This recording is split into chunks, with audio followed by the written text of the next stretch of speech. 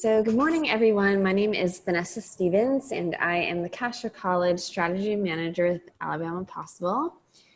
And I'm really excited today that we have a webinar focused on best practices. This is some of the aspects that I love about this work, and it's really exciting to share what two of your fellow counselors have been working on to really impact the FAFSA completion work at their schools. So today we're going to be hearing from them and the tactics and strategies they've used, some general best practices, and then at the end there'll be time for questions and answers. You will see at the bottom of your screen there's either a chat box or a Q&A box, and as questions come up, feel free to drop them in there, and I will see the different themes that have emerged, and then at the end we will pose those questions to our guest. So without further ado, I will introduce our two special guests, and if Dana will go to the next slide. Okay. We have their pictures, but I'm actually so we have Dana Waldrop and Christopher Jones. They are both senior counselors with Jefferson County Schools. Dana is with Pleasant Grove and Chris is with Minor, and I'm going to let them take a couple minutes to introduce themselves. So am I going first or is Chris? Ladies first. Okay, so I'm Dana Waldrop, and this is my 25th year in education.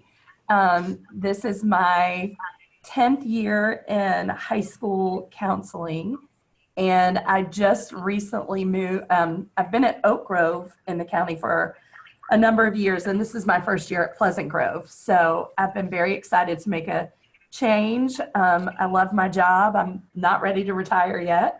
I was telling Kristen earlier that I play old lady tennis and I have a really bad beagle. So Chris, you can go next. Unless you guys want a specific story. We can say, you can give me a little more information about the beagle. I just adopted a new puppy, so Dana, you're gonna have to give me some insight on house training and all that good stuff. So, okay. Chris Jones here. I've been a counselor in Jefferson County for the past 4 years. I've been at Minor High School. This is my 3rd year at Minor. Started off at Hueytown High School. Got my master's in counseling from Troy University, and originally from Decatur, Alabama. So Birmingham is still kind of fairly new to me, so I'm still trying to figure out some things here. But I've been excited to be the senior counselor at Minor. This is my first year being the senior counselor at Minor High School, so it has been quite a bit of a challenge, but it's been very, very fun and challenge. Along with the challenge, it's been very fun. But I'm just passionate about what I do. I love my students and I love my job. So the FAFSA just went right on with where my heart is, and making sure that these kids have the best and that they have every opportunity to succeed in life. So I'm just excited to be joining on the webinar and to kind of give some insight about some of the things that we do here at Minor to push FAFSA. Excellent. Thank you both for sharing about yourselves and for being here this morning with us. So before we jump into what Dana and Chris have been doing at their schools, we're going to do a quick poll. So I'm going to launch a poll. It will pop up on your screen, and we just want to get a sense of what FAFSA activities have you done at your school this year since October 1. So please go ahead and vote. You can select more than one answer.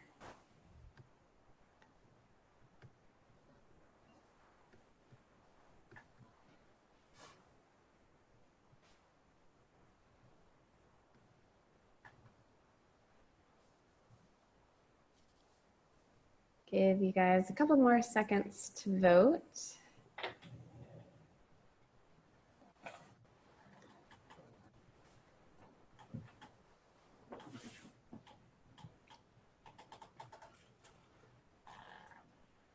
Okay, so it seems like most of you have focused on one-on-one assistance and FAFSA workshops. it's great that we have some folks who are doing the FAFSA lesson plan. Some of you have used incentives, and just one person said an outreach campaign. And interestingly enough, no one reported that they conducted a student-led initiative. So to continue, we're going to touch on some of these different activities and how they, how you can tweak them and use that to boost your FAFSA completion and use them together to create a strategy. So now we're going to talk about what both Minor and Pleasant Grove have done. So combined, these two schools have completed 229 FAFSAs since October 1st to the last period, which is March 30th. And so there were some themes in common. Both schools, in my conversations with them, told me that they had a really supportive leadership. They also both got a head start by completing the FSAID before October 1st with their seniors. They use a lot of one-on-one assistance or one-on-three assistance with the students. They both found ways to make FAFSA fun and more engaging. More recently, they've been using the student Lookup portal, and because they are in the same district and already knew each other, they've had a friendly competition going on as they look at the data dashboard every week. So if you'll go to the next slide, we're gonna get started with Minor. So Minor is in Adamsville. And again, as we mentioned, Jefferson County. The free and reduced lunch rate is close to 80%. And Chris has a very large senior class. His school is within our large school category. And at the beginning of the FAFSA season, he didn't set a concrete goal. He just told himself as many as possible. And so he has completed has an over greater than 50% completion rate, which is a huge accomplishment. That is a lot of FAFSA's applications that he's done with students. And so they have an improvement rate of nearly 10% as a result. So Chris, if you will continue and tell us how you did it. Yes. Well, at the beginning of the school year, we usually have open house with our parents. And so that's a good way to kind of give them information about what's to come, especially with seniors. You have a lot of senior parents who are, just anxious. They have a lot of anxiety about what's to come. So we definitely want to educate them about the FAFSA and how that works and how it would better assist their students. So it was a good deal to present that. Not only that, but we had sign up on that day so that parents could sign up to receive assistance from some of our outreach, some of the community people that we use.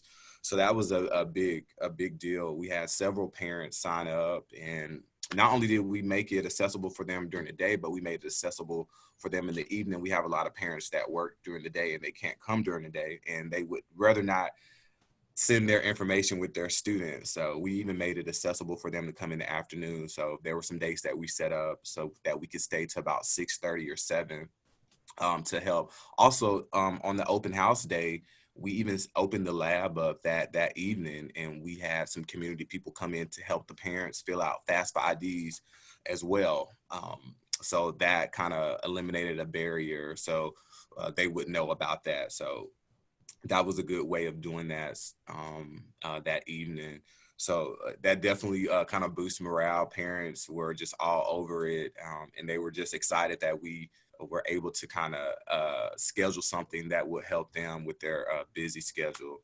So we also set up senior meetings through our government and economics classes. We were able to go in and help half of the seniors do their FAFSA IDs. And then so the second semester, we went into the other half because we're on block schedule. And so it's kind of hard to get all the seniors in one semester through one particular class. So we had to kind of get strategic on that. But even with that, we were able to kind of help all of them do the FAFSA IDs. We just had them sign up, and if they needed assistance, we would have some of our career advisors from some of the community colleges and from the Board of Education to come in and to help to assist with FAFSA IDs and to kind of assist with those appointment times that we had. So that was a big boost in helping get majority of our seniors to do the FAFSA, because the first step was the ID. A lot of them didn't know about it, and we deal with a lot of first generation college students or high school graduates. So a lot of their parents have not went to college, so they don't know about the FAFSA. So I guess our biggest push was educating the parents about the FAFSA. Of course, they hear it, but they don't know in detail what that looks like and what it can do to assist them. So the biggest thing was educating the parents. And once we kind of educated them on that, then they kind of understood the importance of filling out the FAFSA. Of course, we still have, quite a few that still need to do it. But we feel like the 54% is pretty large for the senior class here at Minor. So we continue to push it. This month, and hopefully we'll even have more numbers. But it's just our biggest thing was educating the parents, and hopefully that'll be a trend that will continue as years go, that it'll be something that will always, just be part of our verbiage, and it won't be new to our upcoming students.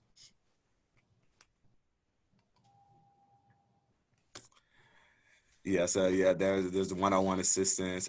We had, like I said, we had people from Lawson come out. Their career coaches came out to assist us. Who else did we have? Yeah, Bevel stayed, our dual enrollment coordinators. Jeff stayed, dual enrollment coordinators. So we had kind of all hands on board. Some of the parents were a little iffy about sending their information. So we just let them know that it's not the counselors that are looking at your FAFSA. I don't really do a lot of hands-on with the FAFSA. I have people come in because I don't want parents to think that I'm in their personal business. And so that can kind of, keep parents from sending their information here. So we just let them know ahead of time that we have professionals coming in. They're not auditing their taxes. They just really want to help make sure that the students are able to fill out the FAFSA on that day. So just kind of reiterating that. And I think that eases a lot of the anxiety that parents have about people looking at their personal information. So I think once I let them know that, they were more eager to come on in and get their FAFSA completed. But the one-on-one assistance was great. We did it even through, I think we had it through, I can't even think of the name. I think we were doing the national high school. I think it was the application week. We even had them come in during application week and help do the FAFSA as well. So we had all of them in the computer lab, and we would just rotate the senior classes and get everybody in there. So everybody had a chance to do the applications as well as get their FAFSA IDs and get assistance with the FAFSA. So it ran pretty smoothly. I don't feel like we were just out of sorts. I think everything ran the way that we wanted to. So next year it'll be even better with just the system that we'll have, and hopefully we can complete a little bit more than we've done this year so far. And incentives, yeah. So this is a big deal. I don't know. Everybody seems to like Alabama. I don't know if I have any Auburn fans out there, but our students love Alabama. I guess because Tuscaloosa is literally probably like 45 minutes away from us, and so the students, that was our big push. If they completed the FAFSA by a certain day in November, they were able to attend the trip to UA. And honestly, I didn't think it would be a big pool, but it really was. I want to say we had about almost 40%, close to a little bit over, probably 40% that completed it in November. So we were excited to take them to the University of Alabama. They were excited. They got to tour the campus. They got to eat in the facilities. They were really, really excited about visiting Bryant-Denny, and they want to spend most of their time there. So next year we'll know to schedule more time for the stadium versus walking around campus. But they loved the stadium, and so that was a big draw for them. And I think not only just getting out of school, but being able to tour campus and kind of meet some of the students there. We have several students that attend UA, former students, and so they were able to meet us there as well. So it was a big deal, and we were excited about that. And so I believe mid-April, we were thinking taking them to the Barons game for this next one. I just had a meeting with the senior class, and I told them if I can get about 50 more FAFSAs completed, I would take them anywhere they wanted. So that'll be a little bit student-led incentive. But I kind of winked my eye, so I can only imagine where they would want to go. So it's been fun. It's been fun. It's been a challenge, but I enjoy seeing them being able to go to college and have the money that they need to be able to pay for it. So I'm really a big pusher on making sure that they take care of this part. So it's been exciting. It's been fun. But like I said, it's been a challenge. And next year, Dana, we are going to beat y'all. So just there we go.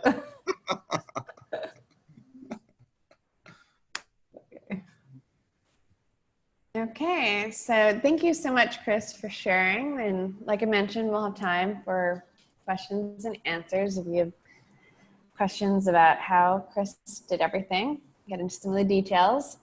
So now we're going to hear from Dana about Pleasant Grove. And as we mentioned, it's also in Jefferson County.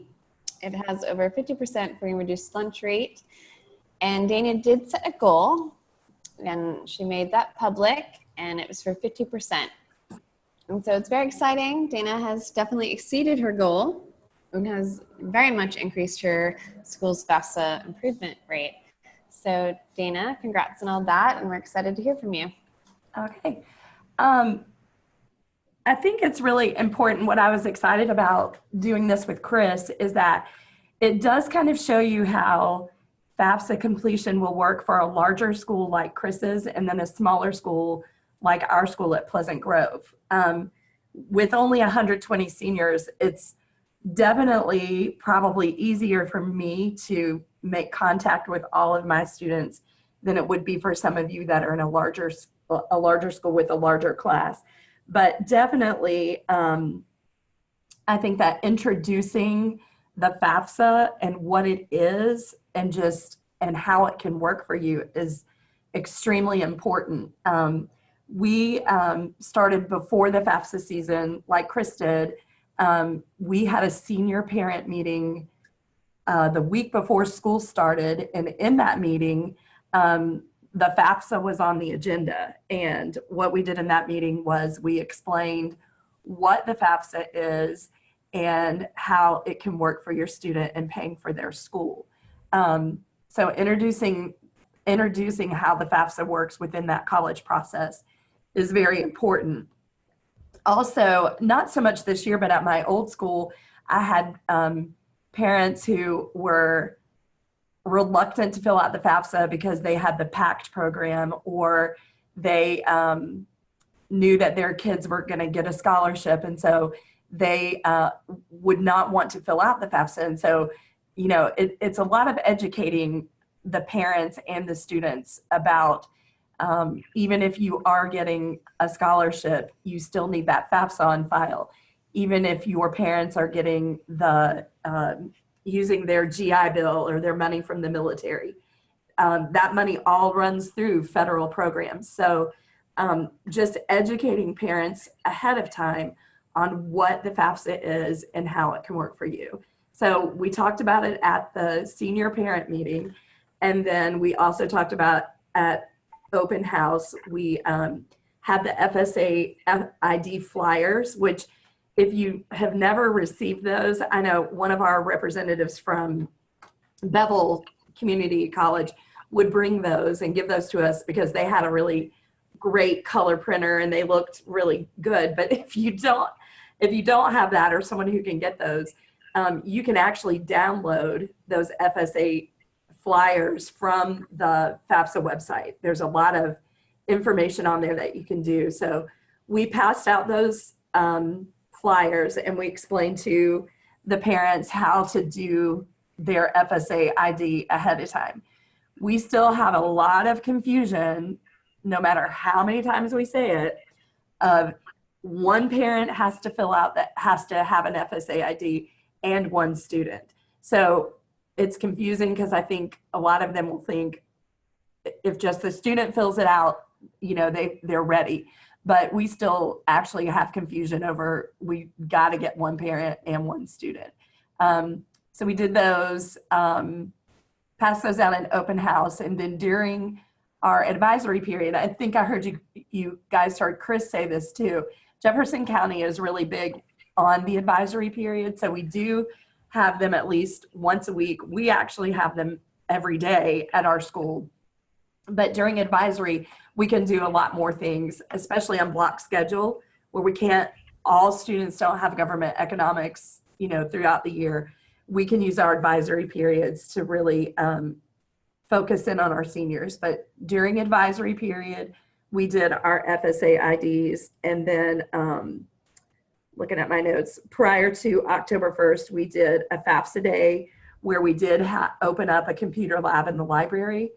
And parents signed up for slots and came in that day, and we did their IDs at that time, and then went along and did their completions. Our FAFSA launch, we did the FAFSA workshop. The parents signed up for the slots. We would have 6 parents at a time. Prior to this year, I used some of the same people that Chris used. One of our really good guys that worked with Bevel State is actually now a career coach within our county. And so he has always come in and did our workshops for us. He was unavailable the day I was doing this. So today, or this year, for the first time, I did my own workshop and helped the students with their FAFSA completions.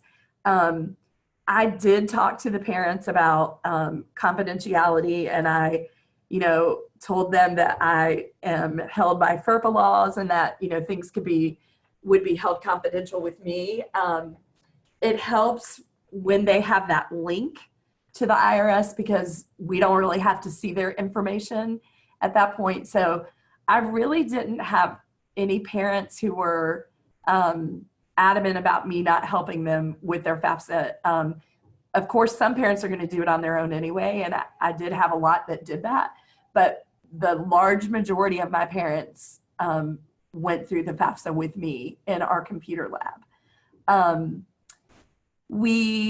that first day, we submitted, it was somewhere between 20 and 30 on the first day. And even this week, I still have I had a parent this week who we're trying to get her FAFSA done. She's got some issues with her address. So we're kind of working through that. But we promoted all of our events. We have a Facebook page, Pleasant Grove Guidance Facebook page. I have an email distribution list for the seniors and for their parents.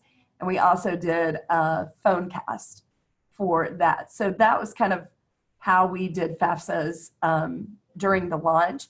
Also during the year, I have FAFSA Fridays. So I just set aside some time on Friday mornings, and anytime a parent wants to come up on a Friday, we will work on their FAFSA. I was not as adventurous as Chris was in taking large groups of kids places, but it was really interesting. And I think this just goes to show you how students are. We created a photo board in our hallway, and after each student completed a FAFSA, I had that little frame made, or I made that, and we would take the kids' pictures and I would send them to Walgreens on my app, and then I would bring them back to school and put them on the board. And it was so funny, the kids who, you haven't put my picture up yet, when do you get my picture? You know, so it's really funny that we didn't have anything big like a field trip or that, but just the incentive of having their picture on the wall. It's funny, 17, 18-year-old kids still want their picture, just like during college application week, they still want the sticker. So I thought that was fun. And then we also posted on social media. That slide is kind of, there was one of my tweets was, here are FAFSA Friday money claimers. And so we took those pictures and I tweeted those out to the kids, or well, to anybody, but kids could see them. And then the one on the right is our, from our Facebook page. We would look at that posting every week from on the dashboard that would show like how many we had done and what our improvement rate was. So I would take a screenshot of it, and this was, my goal was 50%, and we were sitting at 49.2%. And I had a lot of kids that said, well, I did mine. So I posted that we were second in the county. I don't know if you all know what JCIB is, but it's our International Baccalaureate School. So we don't even count them in the numbers because they're supposed to be going to school. So anyway, that was just one of my trying to get my motivation for kids to, to go ahead and fill it out. And I think I did have like 2 or 3 that actually came in that afternoon wanting to know if we had information about their FAFSA. So, and then during college application week, which is in end of October into November, we organized a college fair. We had probably, I want to say it's like we had about 30, or well, there it is. We had 28 college representatives. I included the branches of the military. And then we have a construction company called CIFA, which holds construction education classes.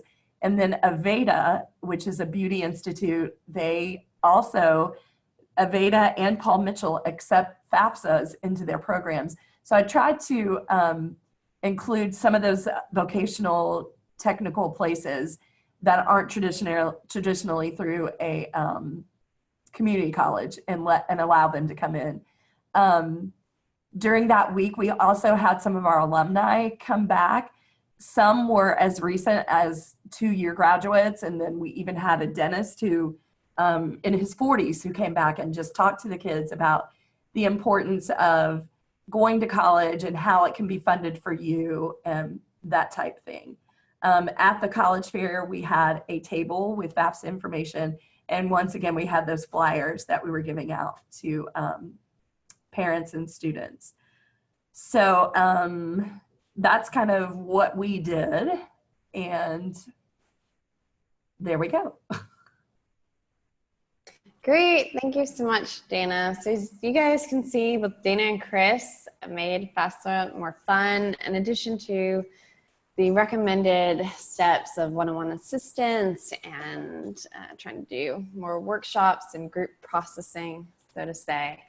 So just a couple other points wanted to touch on. One is about early FAFSA messaging and how you really start creating a college-going culture at your school. So FAFSA becomes the norm and the expectation that students will pursue some form of higher education after high school. And so Dana, will you tell us a bit more about what you guys have done with the lower grades? Yeah, our school is actually grades 7 through 12. So we actually have middle school kids on our campus.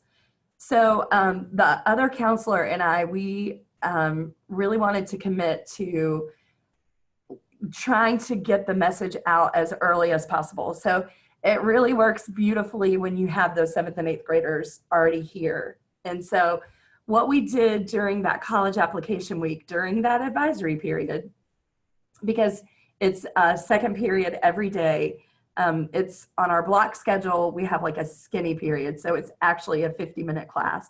But what we did was we had alumni go into those advisory classes and talk to kids in every grade. And we wanted the kids to know what kind of students they were when they were in school, where, the dentist was even saying when he was in 7th and 8th grade, being a dentist wasn't on his radar. He was going to be a professional basketball player. So, just to let them hear like the stories of people and how they got from Pleasant Grove to college. We also, and I don't know if we've got the link somewhere, and I'm going to make sure that you guys get this. I used a link from Gear Up College. And there are tons of games and activities in there for college planning. And so one of the things we did with the lower grades was college bingo. And it was just learning college terms. What is financial aid? What is admissions? What is admissions counseling? What is a scholarship? Just different terms that younger kids may not know. And not even just younger kids, but even our juniors and seniors. And I know all of you guys know, it's amazing the things that they don't know, things that we just kind of take for granted that, you know, that we think they know about college, but they really don't. So just doing those activities was really good. I think our kids did learn a lot. I love Chris's field trip to Alabama. I think anytime kids are on a college campus, they become excited because there's just something about being on a college campus that's different from anywhere else you go. And so I don't know if it's just the kids think they're, you know, they get a sense of importance when they're there, but also just it gives them the sense of that's something they can do. So I love that Chris did that field trip, and I'm going to be like Chris. I've got to do that. I've got to. That's something that I've really figured that I need to do with my kids too, is just to get them on college campuses, to let them know that that's an option for them. But also, I liked also what Chris said in his opening part about making FAFSA a part of your verbiage.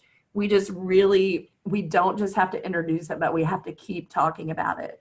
And just every chance we get, bring up the importance of FAFSA and how that can fund, you know, you've seen what our percentages are for free and reduced lunch. And so, you know, like 60% of my kids, the FAFSA will pay for the 2 years that they need at a community college. So that's just some of the things that we're trying to get out about the messaging. And then, and like I said, when we get towards the end, we'll talk about that Gear Up College games, and I'll try to get the link to you guys. Thanks, Dana. And just so everyone knows, Dana did share that resource with me, and I have shared it with all of you via the chat box. So please check it out. Good. Yeah. And so, Chris, will you speak a little bit about what Minor does with early messaging? Yeah, likewise, like Dana, through 8th grade visit day. So our 8th graders have the opportunity to come over in January to kind of do a tour of the high school. We also do a mini career fair. We have several programs that we offer here at the high school, from welding to nursing to automotive to marketing to design. So we have an array of programs that we offer. So we allow the 8th graders to come over to kind of view the programs here. So through that, we definitely educate them on what it looks like to start choosing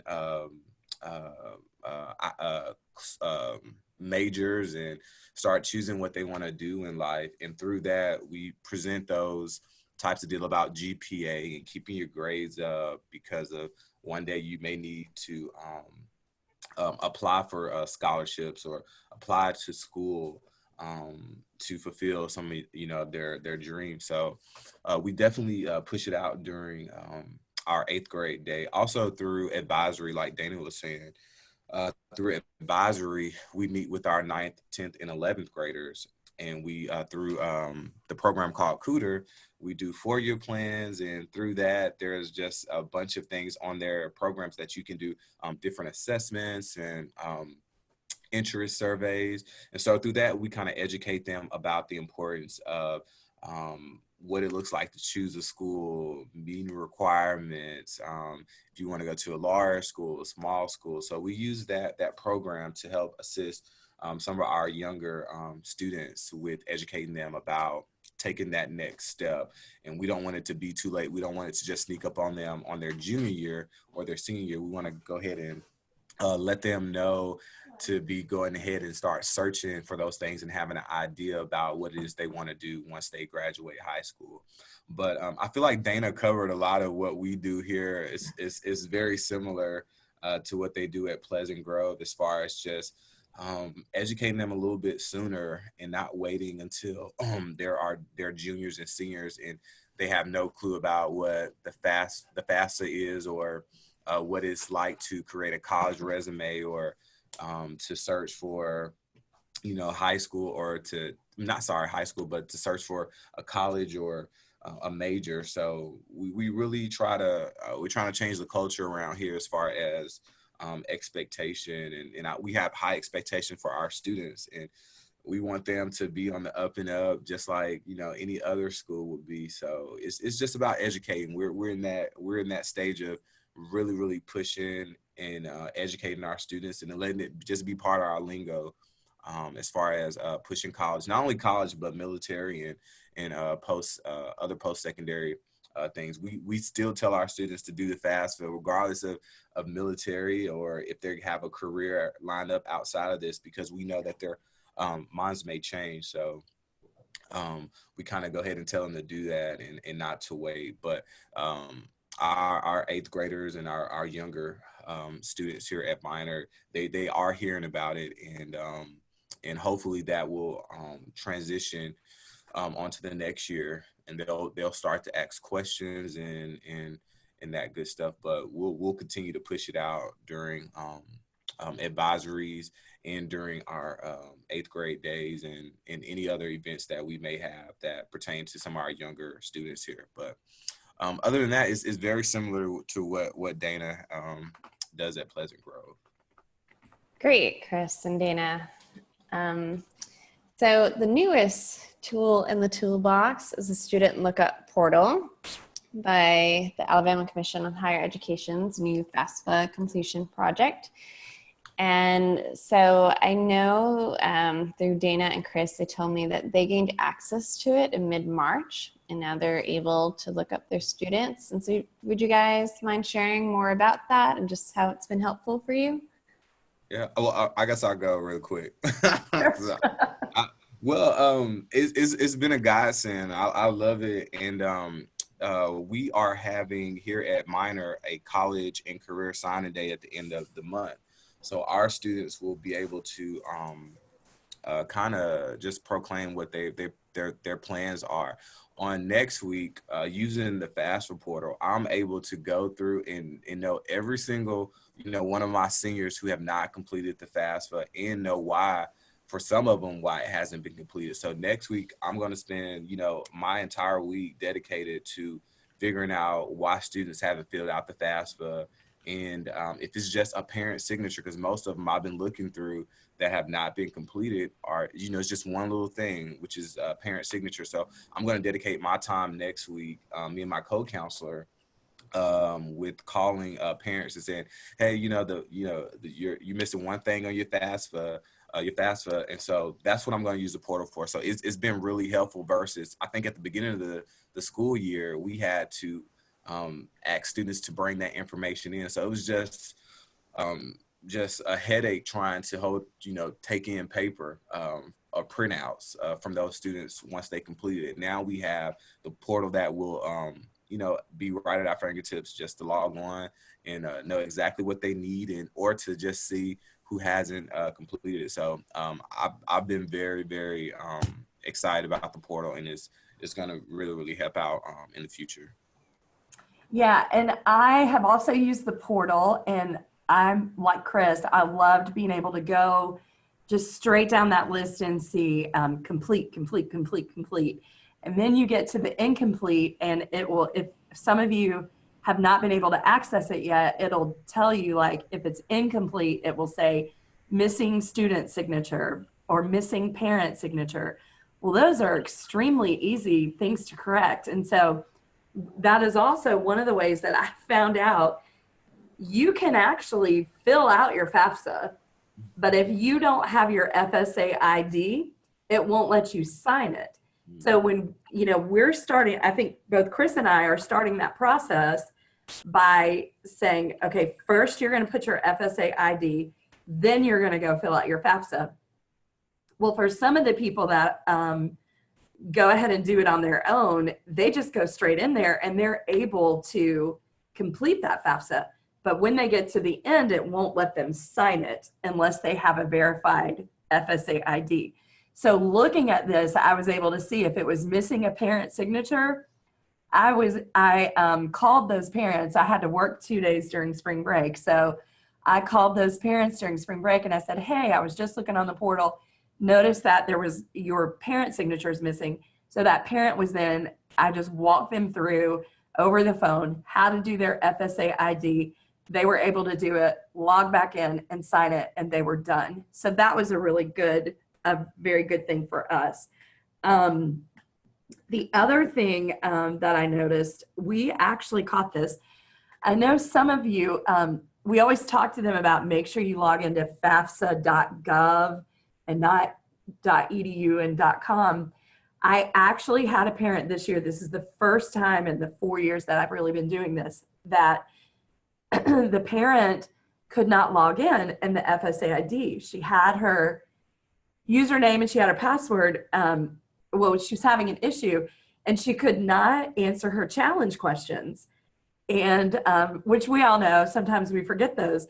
Well, it turned out that this parent had been contacted by an outside agency, like through FAFSA.com, and those people had set up her FSA ID.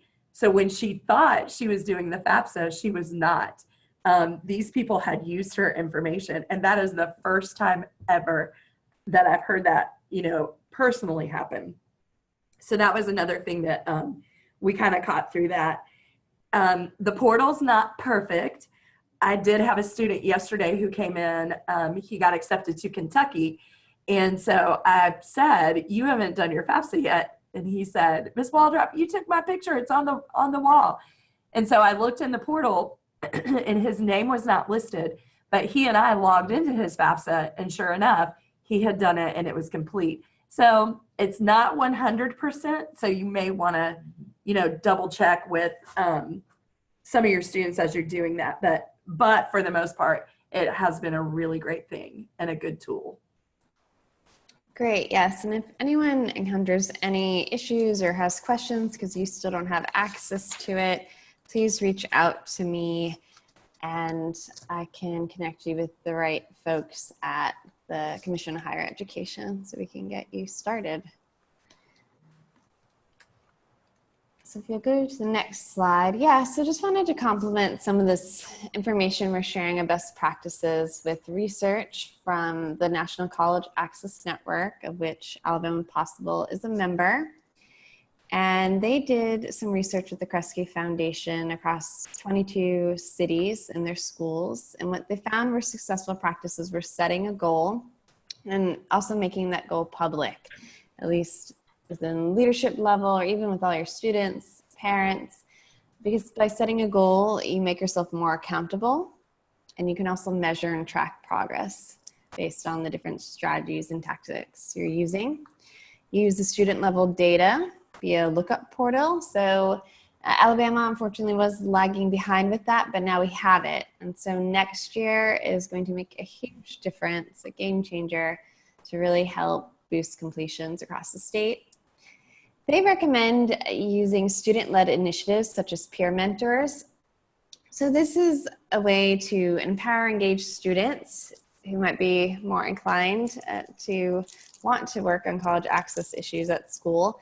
But even especially when it comes to social media and things like that, they might have some really clever ideas about how to get other students excited. They emphasize tracking and evaluating outreach efforts. So through social media, you can definitely look at your impressions and your reach. And so how do you take the time to look at that every week and see, okay, this post with a picture was really engaging, had a lot of good reaction. Okay, I need to do more of that to reach more people. If you do an event and turnout was less than what you hoped for, go back and look at what could be improved with your outreach efforts. And lastly, they also recommend this tiered approach. And so you do informational meetings and then have a large event and trying to get a big group of students, and then the ones who you can't get to or have more complicated cases, how do you do one-on-one assistance then to make sure you reach as many students as possible? And so I'm going to send you that report via the chat. And so if you want to check it out and what cities have done across the country, it could be really helpful as you wrap up FAFSA efforts this year and start thinking about next year. And so I think our next slide is about questions and answers.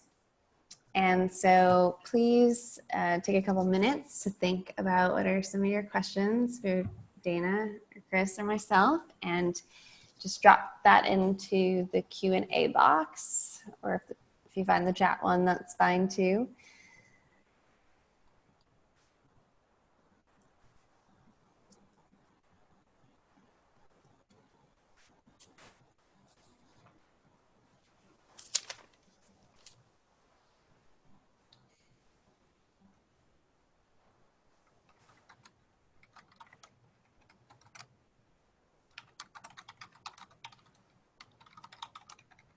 Okay, well, let me see.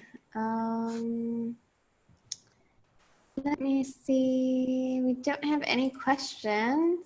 Okay. Well, that is certainly fine. I just want to thank Dana and Chris again for sharing everything they've done, and also congratulate them on their tremendous success this year. And I'm just going to ask them to share any final thoughts or recommendations they have for you with FAFSA based on their experience. I just think don't be afraid of it. I would also encourage anyone who has never really walked through it to log on and make your own, apply for your own Pell Grant. Not that you're going to go to college, but there's no harm in you walking through that application on your own. So I would kind of encourage you to do it, and don't be afraid of it, because I think that it's a good. I know it's a great tool, but I think that all of you have the ability to do it, and just not to be afraid. Yeah, I would say the same. Just keep pushing. Don't give up, even though it can definitely be overwhelming. Our jobs are already overwhelming, but to add FAFSA to that, it can be even more, make it more overwhelming. But just keep striving. Get as many people as you can to help. I even asked some of the teachers here who have students in college to help with the FAFSA. So if you don't really have access to a lot of people, utilize the people in your building. You'll be amazed at how many people go through that year in and year out with their own student, and some of them will be willing to assist with helping or answering questions that you may have about the FAFSA. So just keep at it. Do the best that you can. I'm, to an extent, I'm sort of a perfectionist, because I want all my students to do the FAFSA, but just know that whatever you can do and how many ever you can get done is better than none. So don't be don't get down about the low numbers, but just keep pushing and just keep striving to do better and better every year. Great, thank you so much. We had one question about sharing the PowerPoint, and yes, I will share that via an upcoming email blast. And also this webinar has been recorded, and so it will be up on Alabama Possible's YouTube page in the next couple of days. So thank you all again for attending. Oh, there's another question. What grades are we both responsible for? Oh. I have juniors and seniors. I just went. I'm responsible for juniors and seniors. And so that like I said, it's a tug of war with that, because I want to give attention to my juniors, but I know my seniors are like they're really, really needy at this point. But I just do the best that I can, and I let them know, especially my juniors, that I'm here for y'all. But I just I have definitely take care of the seniors to get them situated. But yeah, I have both. I have 2 grade levels. And I have grades 9, 11, and 12. But remember, again, I'm a smaller school. So, but even that said, I'm kind of like Chris. I told someone the other day, I think you could have a senior class of 70 and you would have a full-time job every day. Absolutely. I So, agree. yeah. Yeah, well, it's And too, I was looking at this. I know that Kristen's shared with you the link to the college bingo. On there is also a great game. I don't know if Chris was with us when we did it, but the UAB admissions did this college game where they stood at the front of the room and they predicted people going to college and money that was needed for it. That game is in that Gear Up website. There's a ton of resources and a ton of really good information that you could actually even do with your parents in some of your parent meetings. So please look at that link because it's got a lot of really, really good stuff in it. Oh, that's awesome to know. Well, thank you both again. I don't think there's any other questions. Just going to do one last check. But thank you again to Dana and Chris for sharing all their insights, and thank you to all the college, high school counselors who are making such a difference in the lives of our seniors. I know it's hard work, but I think it's really important we share this collective knowledge and the best practices, lessons learned that we developed with one another. So everyone have a great day. Thank you again for participating. Thanks for having me, Vanessa. Yeah, thanks for having me too. Okay. Bye-bye.